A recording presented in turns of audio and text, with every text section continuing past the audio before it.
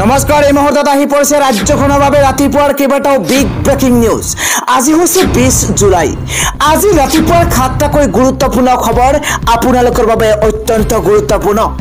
এনে ধৰণৰ খবৰসমূহ চাই থাকিবৰ কাৰণে চেনেলটো সাবস্ক্ৰাইব কৰি ভিডিঅ'টো শেষলৈকে চাই থাকিব।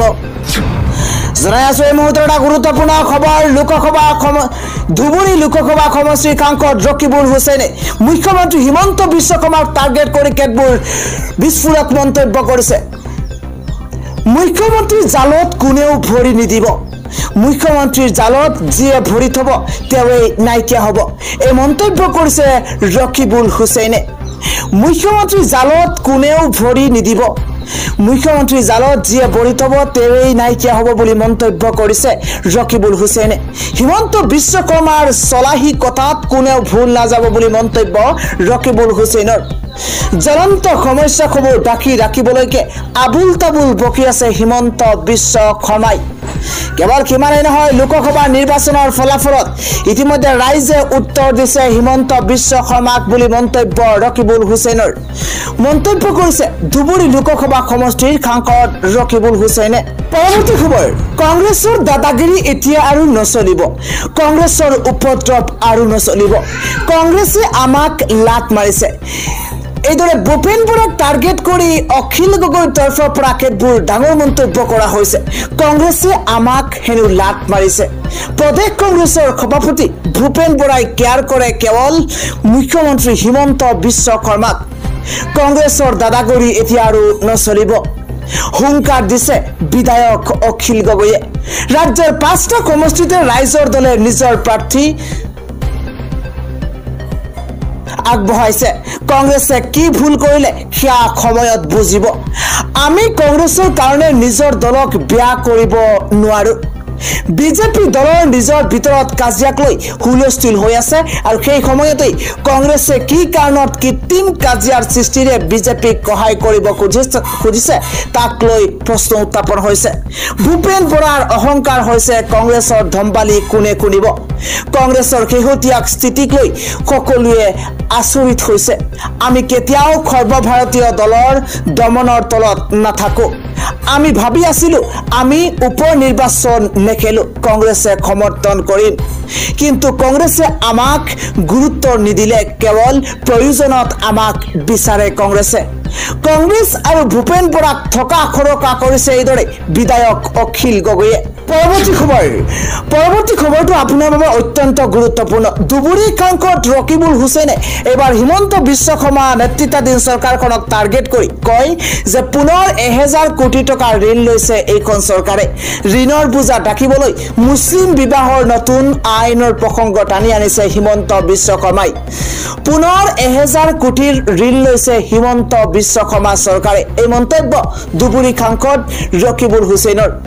ঋণৰ বোজা ঢাকিবলৈ মুছলিম বিবাহৰ নতুন আইনৰ প্ৰসংগ টানিছে চৰকাৰে।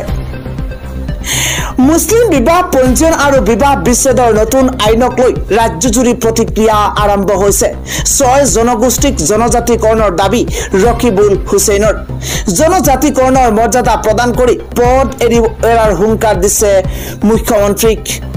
মুখ্যমন্ত্ৰীৰ বিৰুদ্ধে খৰব হৈ পৰিছে এইবাৰ সাংসদ ৰকিবুল হুছেইন। ৰকিবুল হুছেইনে কয় যে ঋণৰ বোজা ঢাকিবলৈকে হেনো মুছলিম বিবাহৰ নতুন আইনৰ প্ৰসংগ টানিছে হিমন্ত বিশ্ব শৰ্মা চৰকাৰে।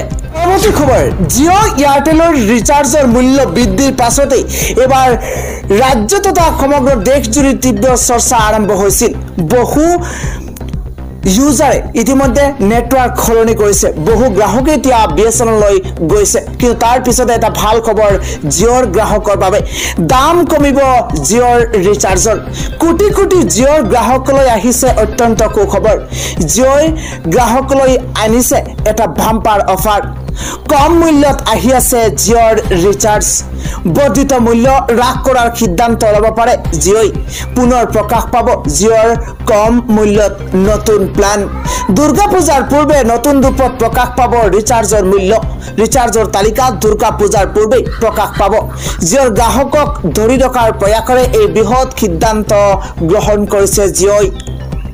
পৰৱৰ্তী খবৰটো আপোনালোকৰ বাবে অত্যন্ত এটা গুৰুত্বপূৰ্ণ খবৰ কিয়নো মুছলমানৰ জনসংখ্যা বৃদ্ধিক লৈ ৰাজ্যজুৰি জোকাৰণিৰ সৃষ্টি হৈছে আৰু তাৰ সময়তেই মুখ্যমন্ত্ৰীগৰাকীয়ে কয় যে মুছলমানৰ জনসংখ্যা বৃদ্ধি কেৱল ৰাজনীতিৰ এটা বিষয় নহয় ৰাজ্যত মুছলিম জনসংখ্যা বৃদ্ধিক লৈ পুনৰ বিস্ফোৰক মন্তব্য হিমন্ত বিশ্ব শৰ্মাৰ মুছলমানৰ জনসংখ্যা সন্দৰ্ভত সমীক্ষাৰ ভিত্তিতহে মই কৈছো এই মন্তব্য মুখ্যমন্ত্ৰীৰ মন্তব্যৰ পিছতে ৰাজ্যৰ চুকে কোণে জোকাৰণিৰ সৃষ্টি হৈছিল মুছলমানৰ জনসংখ্যা বৃদ্ধিক লৈ যিদৰে মন্তব্য কৰিছিল তাৰ এইবাৰ পুনৰ মন্তব্য কৰিছে এইবাৰ হিমন্ত বিশ্ব শৰ্মাই কয় যে মুছলমান জনসংখ্যা সন্দৰ্ভত সমীক্ষাৰ ভিত্তিতহে মই এই মন্তব্য কৰিছিলো মুছলমানৰ জনসংখ্যা বৃদ্ধি ৰাজনীতিৰ কোনো বিষয়বস্তু নহয় 2011 চনৰ লোকপিয়ল আৰু এনআৰচিৰ আবেদনে বহু কথাই স্পষ্ট কৰি দিছে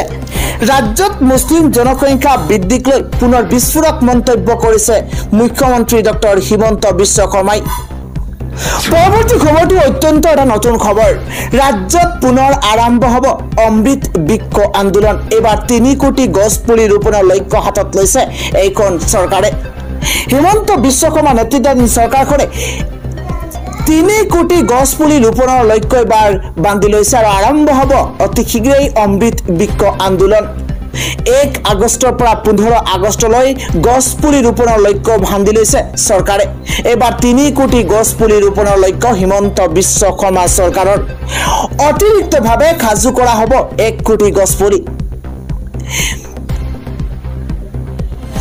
পূৰ্বে পঞ্জীয়ন কৰাসকলে নৱীকৰণৰ পঞ্জীয়ন কৰিব পাৰিব প্ৰতিখন জিলাৰ বাবে খুকিয়াকৈ সাজু কৰা হৈছে বিশেষ এপ 16 আগষ্টত এআইৰ জৰিয়তে কিমান গছপুলি ৰোপণ কৰা হ'ল কিয়া নিৰূপণ কৰা হ'ব গছপুলি বিতৰণৰ বাবে ৰাজ্যজুৰি 4000 বিতৰণ কেন্দ্ৰ থাকিব আশাকৰ্মী অংগনবাড়ী কৰ্মী আত্মসহায়ক গোট শিক্ষানুষ্ঠান কৃষক এনজিঅ ক্ষুদ্ৰ চাহ খেতিয়কৰ সহযোগতে ৰূপায়ণ কৰা হ'ব এবাৰ ব্যয় কমাবলৈ নিজাববীয়াকৈ উৎপাদন কৰিছে চৰকাৰে আজিৰ শেষৰটো খবৰ হৈছে আটাইতকৈ এটা জৰুৰী খবৰ কিয়নো অগ্নিগৰ্ভা হৈ পৰিছে বাংলাদেশ ছাত্ৰৰ গৰ্জনত এবাৰ বাংলাদেশত ভয়ংকৰ পৰিস্থিতিৰ সূচনা হৈছে চৰকাৰী চাকৰিত সংৰক্ষণ ব্যৱস্থাৰ বিৰোধিতাৰে ৰাজপথত নামিছে লাখ লাখ ছাত্ৰ ছাত্ৰী চৰকাৰী চাকৰিত সংৰক্ষণ ব্যৱস্থাৰ বিৰোধিতা কৰিছে ৰাজপথত এইদৰে লাখ লাখ ছাত্ৰ ছাত্ৰী চৰকাৰী চাকৰিত কোটা বা সংৰক্ষণৰ বৈষম্যৰ অভিযোগ তুলি বাংলাদেশত ছাত্ৰৰ বৃহৎ আন্দোলন ছাত্ৰ আন্দোলনত কঁপিছে বাংলাদেশ ছাত্ৰ বিক্ষোভত উত্তাল হৈ পৰিছে বাংলাদেশৰ ৰাজপথ